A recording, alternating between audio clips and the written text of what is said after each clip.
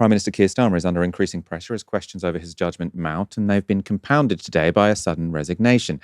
Paul Ovenden, Starmer's head or director of political strategy, has quit after it emerged he sent disgusting messages about then Shadow Home Secretary Diane Abbott in 2017. And these messages, I should warn you, really are quite disgusting. ITV News broke the story, publishing these messages sent by Ovenden to another Labour staffer on the party's internal messaging system. This is from 2017. Again, I'll warn you, this is all rather disgusting. So Paul Ovenden says, "I have got something that will make you lol from last night. We were playing Shag, Marry, Kill at PT. Don't know what that is. Honestly, I nearly wet myself laughing." And then the other person says, "What? I love that game." And then Paul Ovenden says, someone asking someone who would use the strap-on out of her, and Diane Abbott was the highlight, low light. And then someone's physical demonstration of someone putting it on was amazing.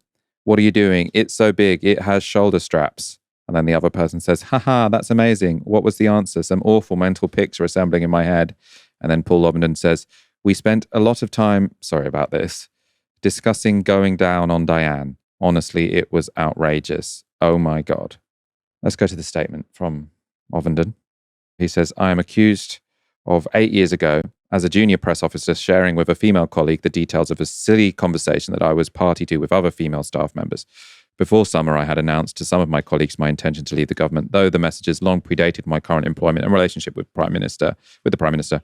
I've brought forward my resignation to avoid distracting from the vital work this government is doing to positively change people's lives." He says, "As an advisor, my duty is to protect the reputation of the Prime Minister and his government. While it is chilling that a private conversation from nearly a decade ago can do this sort of damage, I am also truly, deeply sorry for it and the hurt it will cause." He doesn't really sound that sorry, does he? If he's saying, "I was going to resign anyway, but I'm doing it now because otherwise, it's bad press for Keir Starmer, and I'm a press officer, of course. And yeah, it's chilling that this ever got leaked, but I'm sorry for the hurt the leak will cause." Essentially, it seems to be what he's saying. He was a press officer at the time, junior press officer. A Downing Street spokesperson has described Ovenden's messages as, quote, "appalling and unacceptable," adding that, quote, "these kinds of comments have no place in our politics." No place in our politics? That's not so clear. After Mish Rahman, a former member of Labour's National Executive Committee, posted this online. So he says, "I was aware about this during the general election campaign. I even provided the following quote to BBC Newsnight. In the end, they and Channel 4 News refused to publish. It's clear the gloves are off now, and instead of protecting Starmer, as they did before, his time is done." So then he's included this quote that he sent to BBC and Channel 4 at the time. So he says, "These comments are vile and grotesque. They're as appalling as Frank Hester's remarks, and to think the person who made them is one of Starmer's closest advisors on Labour's payroll makes me sick. These are the kind of racist and sexist attitudes in Starmer's top team that have led to the targeting of women of colour on the left of the party."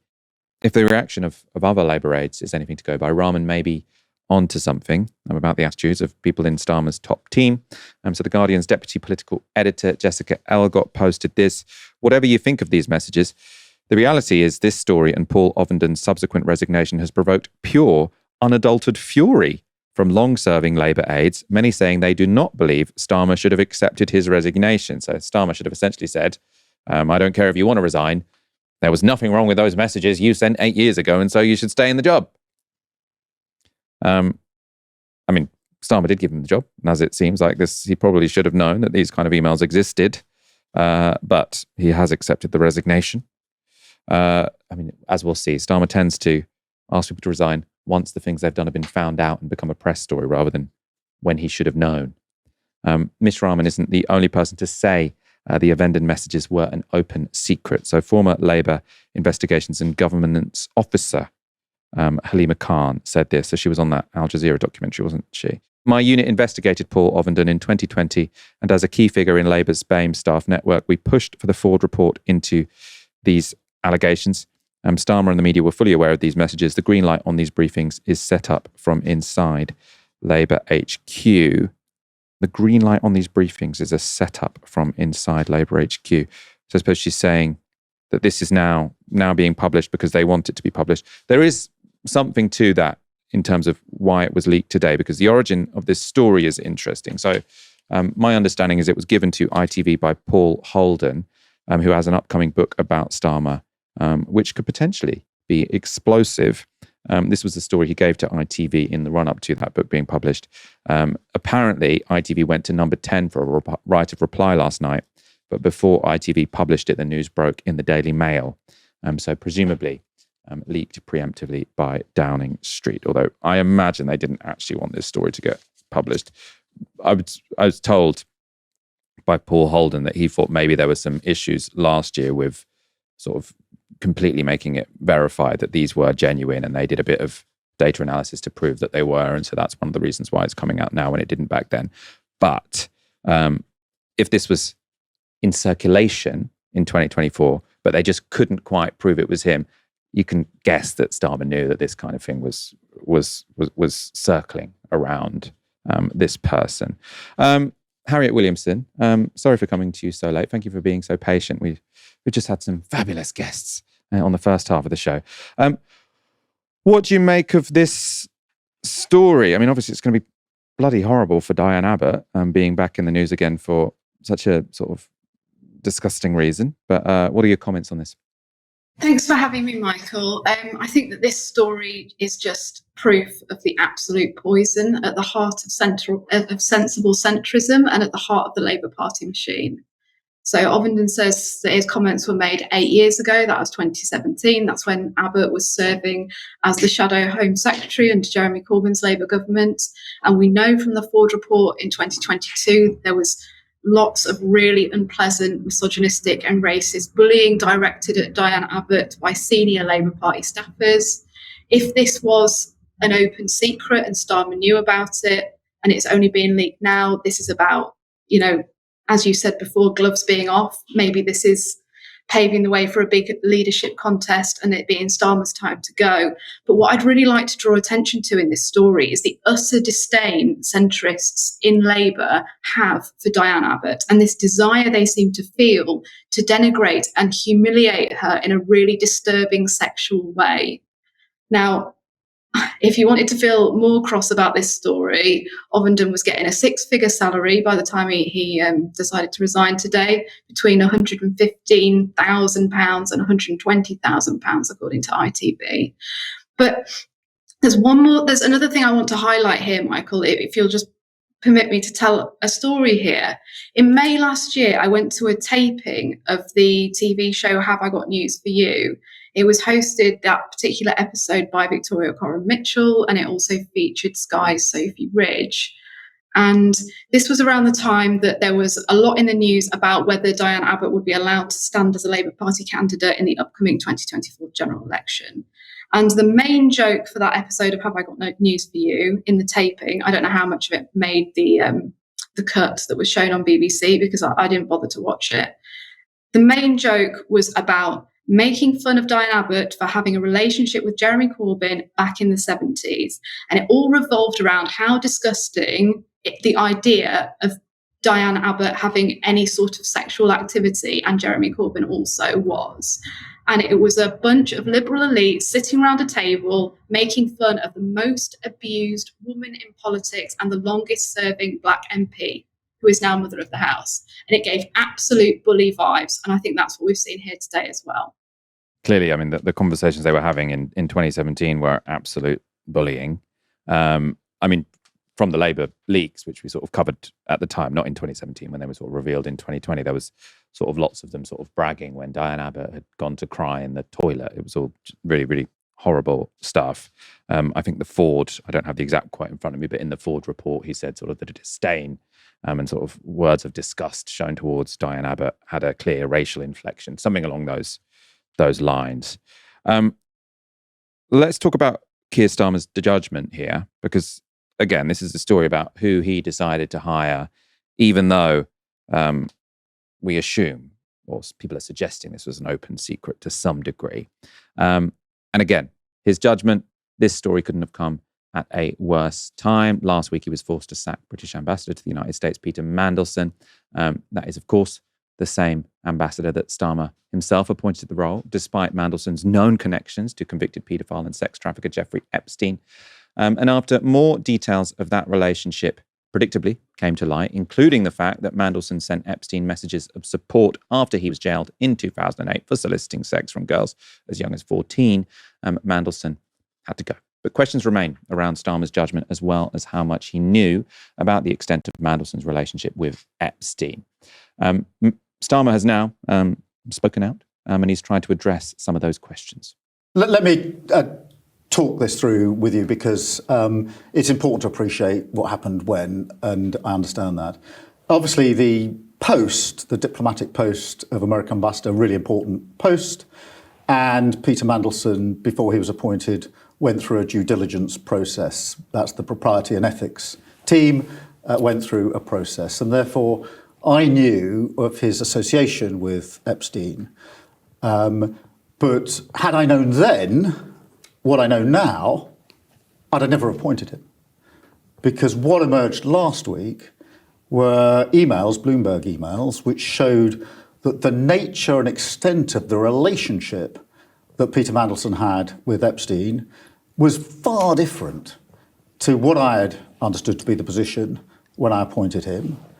On top of that, what the email showed was he was not only questioning, but wanting to challenge the conviction of Epstein at the time.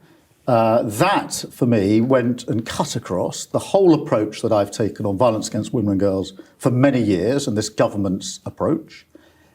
On top of that, what emerged last week, on Wednesday evening late, were Peter Mandelson's responses to questions that have been put to him by government officials. I looked at those responses and I did not find them at all satisfying. I don't think many people are going to find his answers particularly satisfying. He was pressed on the details of that account.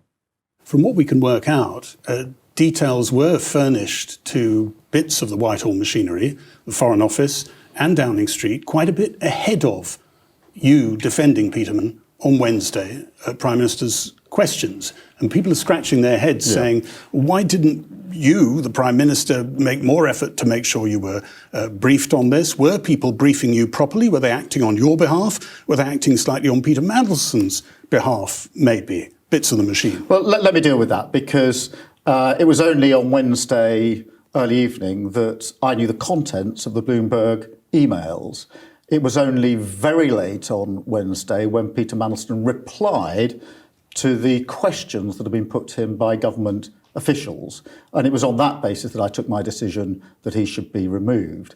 What I knew before PMQs was that there had been media inquiries. I didn't know the content of the Bloomberg emails. And I knew that questions had been put to Peter that he had not yet answered. And he hadn't answered them by the time it got to PMQs. There is, of course, a time lag in America, but I knew that there are questions that have been put to him, but I didn't know what answers he was going to give to those questions. That came later on Wednesday. And that's why, at that point, I gave the answer I did at PMQs, and that's the extent of what I knew at the time. I knew he was close to a paedophile, but not quite as close as I then came to realise. Like, what the hell? What are you talking about? This is nonsense. Science Minister Peter Carl appeared on Trevor Phillips' show on Sunday, and he gave an account that suggests there were conflicting interests at play. We're expected to believe that nobody knew about this relationship or the depth of this relationship. We knew that it was a strong relationship. We knew all of the public information. But Peter Mandelson has done... the vetting is meant to go behind the public information, isn't it? Or doesn't it? Well, no, it goes to everything that is within reach. And the information that has come to light was not in reach. The Prime Minister, as soon as the new information came... Look, the heart of the issue, and I understand what it is that he had a relationship with Epstein that was known about publicly. And was that enough to actually prevent him from having the job in the first place? When you are dealing with the matters between two governments and you are trying to get a talent which is singular to put to the bear on behalf of our country, which has been proven to be delivering for our country, these are decisions that the Prime Minister made. We knew that there were risks involved, but also his talent led us to believe at the time that the risk was worth it. So you've got quite different explanations, haven't you? Keir Starmer saying, I knew, but I didn't know the full extent. And then Peter Carl saying, we knew, but we thought because he's smart, it's worth it anyway. Like, it's not very it doesn't speak very well of Britain if we can't find anyone who would be a talented American ambassador who wasn't best friends with Jeffrey Epstein. Right? We're a big country. There's 60 odd million of us. Like, I'm sure there are many smart professional people who could form a relationship with people in Washington who wasn't best mates with Jeffrey Epstein. We already knew that Epstein called him Petey. We knew that they were very good friends, right? The idea that sort of we had to go with the Epstein guy because there was absolutely no one else. Carl was also asked about Starmer's judgment and gave an answer that has not aged well. He backed and sacked Louise Haig. He backed and sacked Rushanara Ali and Tulip Siddiq, or they stood down. He backed and sacked Angela Rayner and now Peter Mandelson. How many cases is it going to take before at least somebody asks the question, is there something wrong, either about the Prime Minister's judgment or the machine he has around him? When you've got a government which has over 120 ministers in it, you are going to have people that come and go from time to time, and you are going to have people who don't live up to the standards that we expect. Now, let me make this point. Keir Starmer raised the bar for standards in public life. He raised the bar for standards in public life by deciding that even though he was friends with a paedophile, he's probably the best. It's good, we'll allow that because he's especially talented.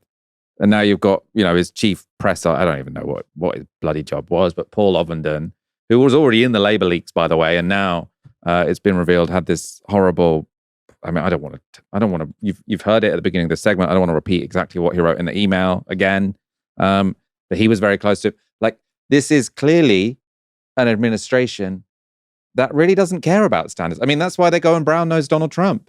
They have decided, I said this last week, but they have decided, I think, that principles are a sign of political immaturity. And they've decided that what grown-ups do is they say, I don't really care about your ethics or your morals or your principles. If I think you'll be effective, then I'll hire you. And then, oh, by the way, it's the most ineffective government we've had in decades. Maybe Liz Truss was worse, but this is a competition that you don't really want to be fighting. If none of this has convinced you that Starmer's days might be numbered, I offer you one more piece of evidence, which I think is the knockout blow. It's from a Telegraph story from today.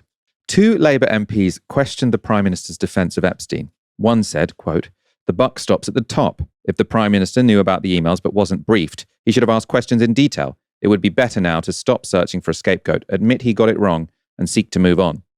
Another said, "It really does seem like death by 1,000 cuts. There's an open sore and people are picking it.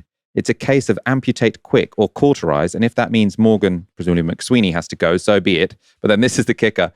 At the moment, it is only Keir Starmer's force of personality that is keeping this government together."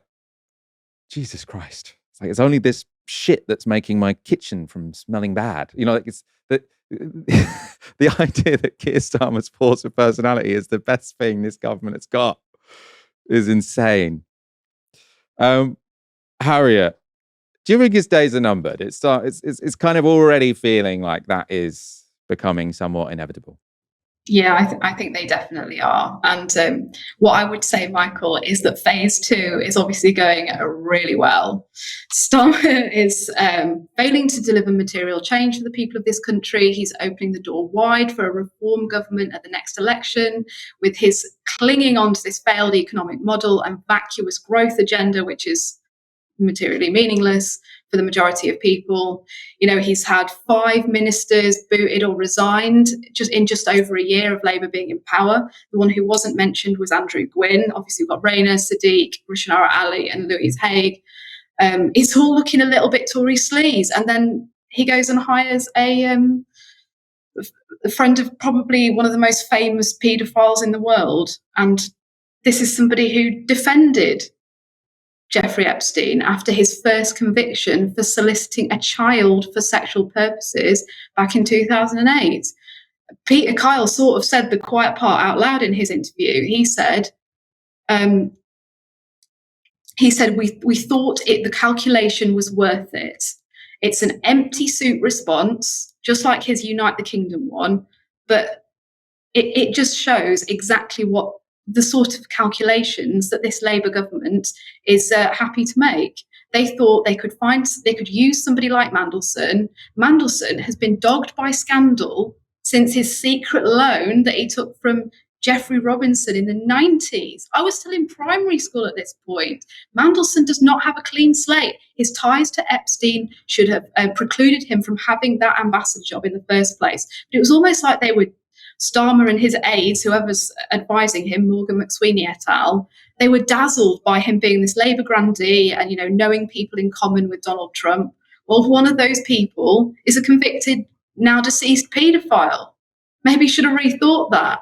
Starmer's response has been embarrassing, spineless, all this splitting hairs about when he knew what. Well, he should have known. But the real question is, why is it coming out now? And it's coming out now because Starmer's days are numbered. They realise that he's a lame duck prime minister. No one likes him. He's absolutely tanking in popularity. And we're looking at Nigel Farage stepping into Downing Street in a couple of years' time, really.